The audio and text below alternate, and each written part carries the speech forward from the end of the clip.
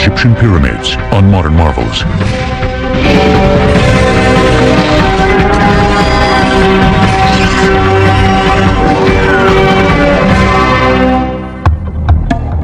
Inside the famous Great Pyramid of Khufu at Giza, a series of mysterious passageways lead through the mountain of stone.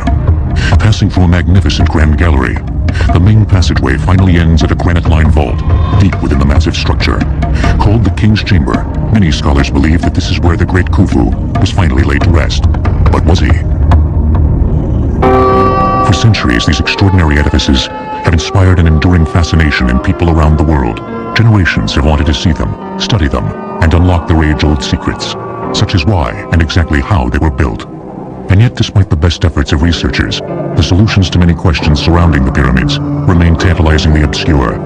The lack of concrete evidence from ancient Egyptian sites has complicated the problem. Even the application of the most modern technology has failed to unravel all the mysteries. Recently, however, new theories have been proposed, which call some of the key generally accepted ideas about the pyramids into question, and that may indeed solve some of the riddles concerning these magnificent achievements. One of the first mysteries about the pyramids is their exact number. Nearly 100 have been discovered in Egypt. Surprisingly, however, at least 3 pyramids that are mentioned in inscriptions remain obscured by time and the relentless desert sands. It may seem surprising that pyramids have not been located yet, but over thousands of years, their superstructures may have been quarried away and all that's left is underground or may have been built over.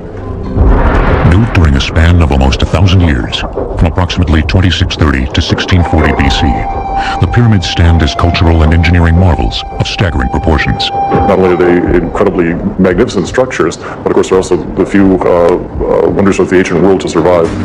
The purpose of the pyramid is to serve as the king's tomb, but that's only the beginning because we have to understand why the king of Egypt needed to have a tomb quite like that. The pyramid is the architectural realization of the king's ascent to the sun. That was the king's after-death fate.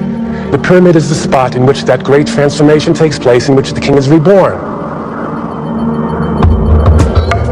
An ancient Arab proverb reads, "Man fears time, but time fears the pyramids." And yet the so-called Golden Age of pyramid building lasted for only 150 years, during the 4th dynasty of the Egyptian Old Kingdom. And the greatest of the pyramids, those on the Giza Plateau near Cairo, were constructed over a span of only 3 generations. Remarkable engineering achievements in their own right, the pyramids were also the centerpieces of often vast complexes of temples and smaller tombs, called necropolis. The word necropolis literally means city of the dead. So with the pyramid itself, we only have the monument over the king's tomb. Attached to the pyramid is a temple. Then there's a long causeway that leads to the valley where there's another temple. Offerings are presented at the statues of the king in this temple. There is enormous staff that's involved for the upkeep of the temple. The legendary Sphinx, also at Giza, is part of one of these necropolis. That built around the pyramid of King Khufu's son, Khafre.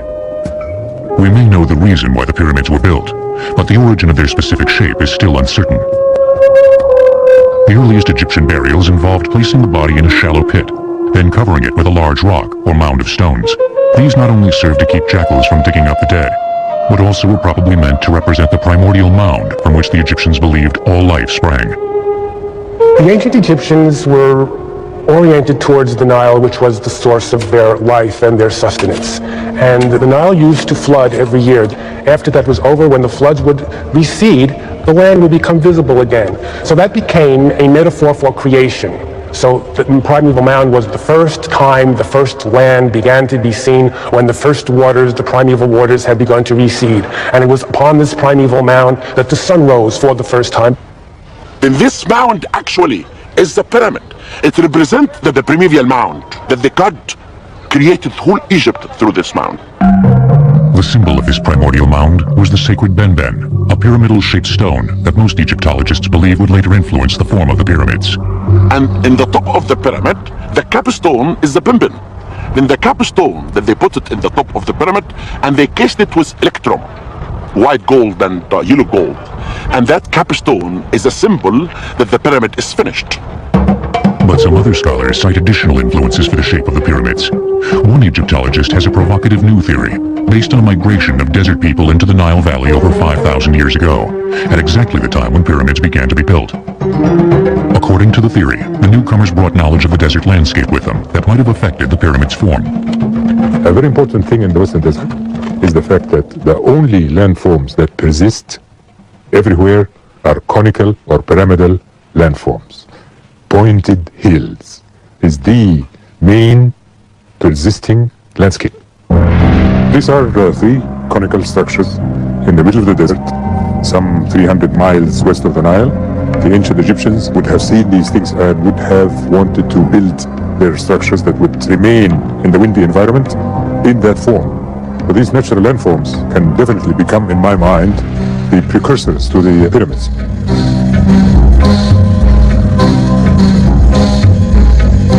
But before actual pyramids were built, Egyptian tombs went through another stage of development, the mastaba.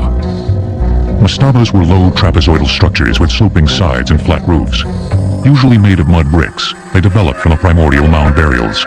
Mastaba, and it's the Arabic word for bench, but they're bigger than any bench. But the mastaba is the word for the superstructure of a private tomb. The Egyptian tomb really consists of two parts. There's the below ground part, which is the actual burial chamber, and there is the above ground part, which could be cut into the cliff, or it could be a constructed monument like a mastaba. With mastabas, the Egyptians had taken the first step towards the classic pyramid. The next stage came around 2630 BC, during the Egyptian Third Dynasty, during the reign of King Djoser, when Djoser's high priest and architect, Imhotep, began building the famous step pyramid at Saqqara. In Dynasty 3, which is before Dynasty 4, there was a genius architect, his name is Imhotep. And he began to make a revolution in building, changing the building from mud brick to limestone.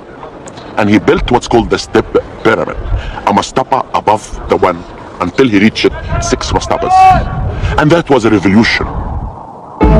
Soaring to almost 200 feet in height, with a base measuring 397 by 358 feet, the step pyramid is thought by many scholars to be the first large building in human history made completely of stone, and the first pyramid of any kind built in Egypt.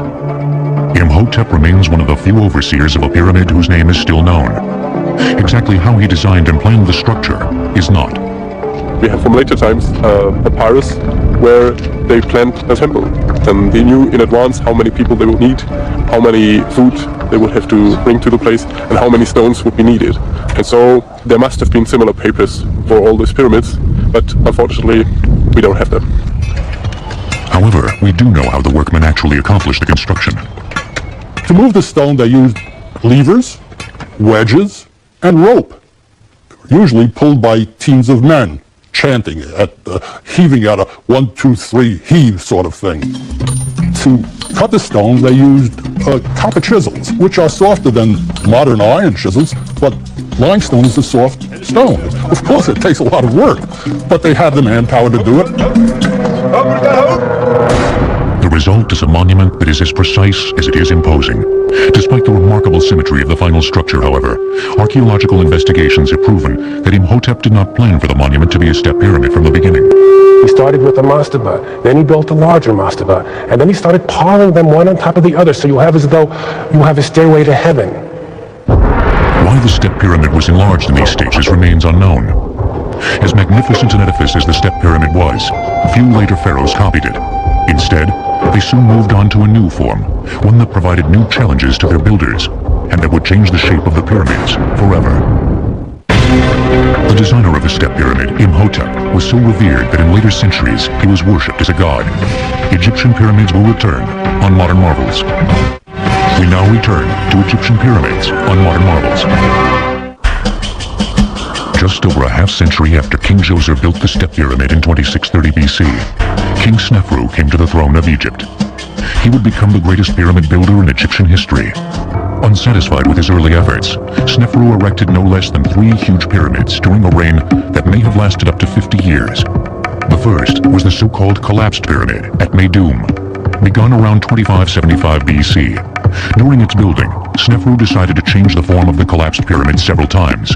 Why he did so remains unknown. How he did it is understood much more completely. It was built as a step pyramid originally, which was then increased in size. Then King Snefru, the inventor of the true pyramid, decided to change it into 4 smooth sides that met at a point high in the sky. And for me, that was the most amazing feat that I've seen in my studies. Because if you deviate the angle of one side, even a little bit on the bottom, it will be exaggerated as you rise to the top. And they never meet. You never get to the pyramidion, to the apex. Today, all that is visible of this pyramid is part of its inner stepped core, surrounded by heaps of loose rubble, thus giving it its collapsed appearance. In earlier times, archaeologists believed that it had indeed collapsed during construction, and was for this reason abandoned. But later research indicates that the pyramid was successfully completed, then was systematically stripped of its casing. Over the ages, that exterior was quarried, used for other buildings. Whole cities could be built from the stone that had been gathered there for the pyramids, and that accounts for its present appearance. Like the step pyramid completed 55 years earlier, the core of the collapsed pyramid was made with layers of stone that actually leaned inward. Step pyramid of Meidum was built with what was called accretion layers. There are layers of stone that are built circumferentially around a core, and they lean in, actually. One thing that is known for certain is that at some point during its construction, the collapsed pyramid was temporarily abandoned. For a reason that we do not know, in year 17, he left this pyramid completely unfinished, and he built in Dahshur the pyramid that we call it now the Bent Pyramid. The Bent Pyramid is really constructed. They started 54 degrees and they could not continue. They had to switch the angle. The Bent was the first pyramid designed from the beginning to be a true smooth-sided pyramid. Part of the reason it still looks that way is because, unlike almost all the other pyramids, most of its exterior casing stones remain in place. With a base measuring 617 feet square and a height of 345 feet, the Bent Pyramid is considerably larger than both the collapsed pyramid and the step pyramid. However, soon after construction began, problems appeared. Problems that are still visible in the structure today. They built up ways and discovered that cracks were beginning to form, internally and externally. So about halfway up, they changed the angle of the rise of the sides. The problem was the pyramid was built on a clay subsoil. It couldn't support the weight of the pyramid, and that was the reason for the cracking, but they didn't know it at the time. The method of laying the masonry on the upper portion of the pyramid was also modified. Instead of the earlier technique of the stones leaning inward to match the angle of the outer slope, the later courses were assembled in nearly horizontal layers. This was not only easier to accomplish for the workers and masons who built the pyramid, but also made the structure far more stable. With these engineering lessons learned, Snefru then undertook the building of a brand new pyramid, one that is still hailed as among the most beautiful and perfect pyramids ever constructed, the Red Pyramid. They went just 1 kilometer to the north and built this massive stone building behind us, which is called the Red Pyramid, because of its appearance, which is better to be seen in the morning light when all these stones really have a red touch. With a base 772 feet square and a height of 345 feet, the Red Pyramid is more massive but no taller than the Bent Pyramid. With an angle of approximately 43 degrees, the slope of the Red Pyramid is also much shallower than the lower portion of its bent cousin. The angle was an attempt to copy the upper angle of the Bent Pyramid because they felt that that was the safest angle to build a pyramid with. But structurally, the Red Pyramid's most important feature was the way in which its stones were assembled. The Red Pyramid was an advance over the earlier pyramids because the entire pyramid was built with courses of horizontal stone, much more stable structure. All the forces are directly down instead of angled outwardly. The Red Pyramid of Snefru is the first pyramid that is actually a perfect pyramid, that has achieved the pure abstract pyramidal form. No one knows exactly why Snefru built this edifice, but archaeologists have speculated that he wanted his final resting place to be an ideal expression of the pyramid, and the Red Pyramid is certainly that. With the construction of the Red Pyramid, all the major engineering and structural elements of the classic pyramid were put in place. The stage was set for Snefru's son, Khufu, to build the greatest pyramid of them all. Taken together, the three pyramids built by King Snefru contain a volume of stone almost 1 million cubic meters greater than the Great Pyramid. Egyptian pyramids will return on Modern Marvels. We now return to Egyptian pyramids on Modern Marvels. Near the modern city of Cairo lies the largest and most imposing concentration of pyramids in the world. those of the Giza Plateau. They include the biggest of them all, the Great Pyramid of Khufu, begun around 2551 BC, the Pyramid of Khufu's son, Khafre, the Pyramid of Khufu's grandson, Menkaure, several smaller pyramids called Queen's Pyramids, and the legendary Sphinx. The site of Giza was uniquely suited for the construction of pyramids. It has the best quality of limestone. It's about 300 feet above the sea level. It's a perfect place. It has the best quality of the stones. And this type of stones never existed any place else. Giza was also less than a mile from the banks of the Nile, making the movement of manpower and supplies to the site far easier. The Nile was the great artery of ancient Egypt. There were no roads per se, so the river was instrumental. Stone was shipped over the river in barges, not only limestone from one side of the river to the other side of the river, but granite, which came from hundreds of miles away to the south. Before construction of the Great Pyramid could begin, its builders had to find a way to make the site completely flat. Many Egyptologists believe that water was used. First, a shallow channel was dug around the site, then it was filled with water. Since the surface of the water would be exactly the same height in every part of the channel, the Egyptians only had to flatten the dry portions down to the level of the water. But not everyone agrees that this is how the site for the Great Pyramid was leveled. Martin Eisler is a sculptor who has studied Egyptian construction techniques for over 30 years. He has several provocative theories about the building of the pyramids, which are supported by decades of painstaking research and observation. I do not think that the Great Pyramid was leveled by means of water in any form. I think they did it with no more complicated a device than this instrument called a square level. It's actually an A-frame, as you can see, with two legs and a plumb bob hanging from its apex. There's a mark in the center that tells when the object is level. You level a small area with this and erect two posts, perhaps 7 feet apart. You mount a board on the post. You could take another post of equal height to the first two and place it at a distance. Using the board as a sighting rod, you could then cut drafts in the bedrock until the pole is at a level with the first two poles in the small area that you've cut. Let's call it the leveling area. This process could then be repeated until the entire base of the pyramid was leveled. Yet while experts may disagree on the methods used to level the Great Pyramid, they all agree that the results were remarkable. They did an astonishing job on leveling the Great Pyramid. It deviates by less than an inch from the northern corner to the southern corner, which is a fantastic accomplishment. The next stage was laying out the base. This was important because the orientation of the pyramid was crucial for religious reasons. You often read about how closely the pyramids are aligned to the cardinal points, north, south, east, and west. Because just as the pyramid points heavenward towards the sky is also anchored in the earth by the pyramids, because the Egyptians associated the cardinal points with the circuit of the sun, with the sky, and with various constellations. The generally accepted theory is that the pyramids were oriented using stellar observations. By bisecting the angle between the points where a particular star rises and sets on the horizon, a direction of true north can be obtained, but other experts, including Martin Eisler, believe that a different method was used instead. It's very hard to point to a distant star and get the accuracy that they were able to achieve. I think they oriented the pyramids by means of the shadows cast by the sun. First, the builders would have placed a perpendicular stake, called a gnomon, in the ground. When equal and opposite angles of the sun cast shadows over a gnomon, the bisection of that angle gives you a north-south direction. Whatever the method, the Great Pyramid was aligned almost perfectly, its sides having a variance of less than 1/15 of 1 degree from the cardinal points. Other measurements were equally precise, each side measuring 756 feet, with a discrepancy of only 4 inches per side.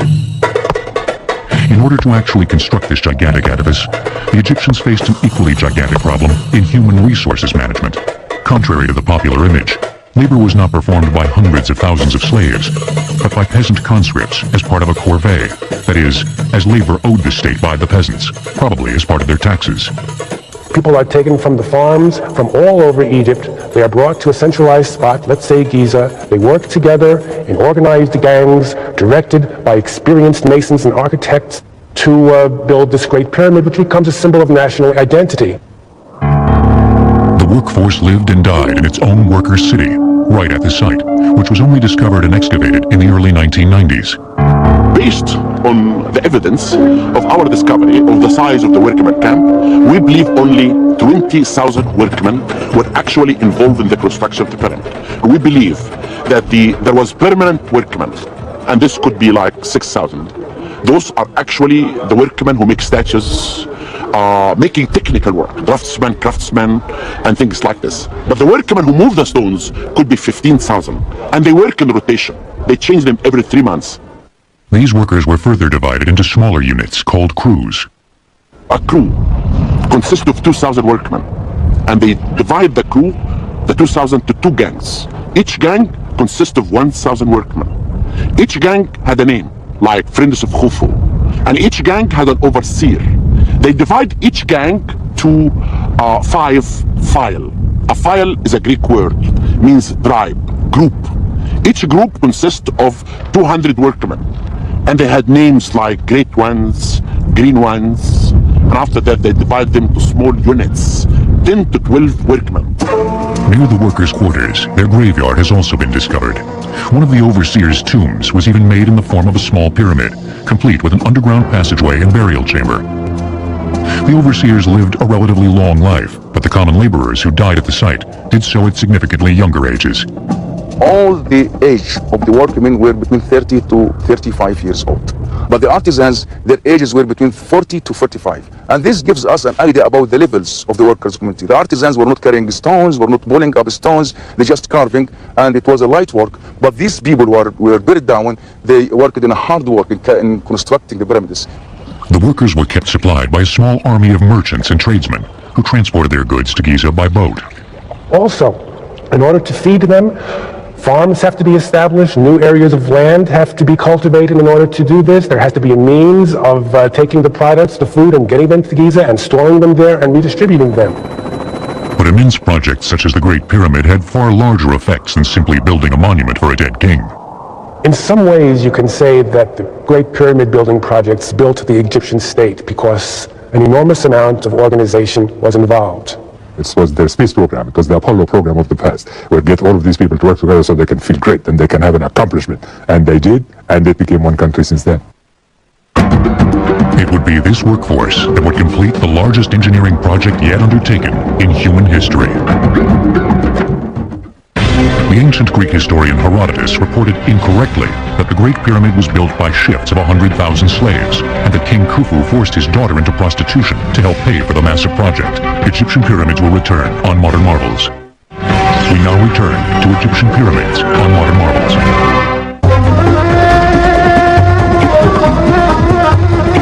The workers who quarried the majority of the building stones for the pyramids at Giza labored at a site that has only recently been cleared of debris. Actually, all the stones for building the Great Pyramid came from a location of a quarry next door to the Great Pyramid, about 600 feet from the base of the pyramid. And we discovered this location. There's a grid pattern in the ground from which blocks were removed. There were trenches built in grids. They dig down the trenches, which were about 2 feet wide, and then they split a layer of stone off. And they did this layer by layer so that there's a bluff above the pyramid now that must be 25 feet high.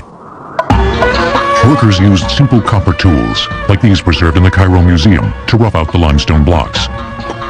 Afterwards, using tools much like these, masons smoothed the sides and edges of the blocks. Then, employing wooden sleds and ropes such as this, the blocks were dragged to the pyramid. Most scholars believe that the workers piled up the blocks in sequential horizontal layers, with each layer being precisely squared and leveled until the top of the pyramid was reached. But again, not all the experts agree. Number one, the slightest imperfection on the bottom would assume a cumulative effect as it reached the top. In addition, when I looked at the Great Pyramid, I could see that almost none of the courses were truly level. And I realized then that this was not the way to go. There had to be another approach. And this is what I devoted many years to finding. Using the collapsed pyramid as a prototype, Eisler proposes that most pyramids built after the collapsed pyramid consist of 3 stages of construction. First, an inner stepped core, not unlike the core of the collapsed pyramid, was built.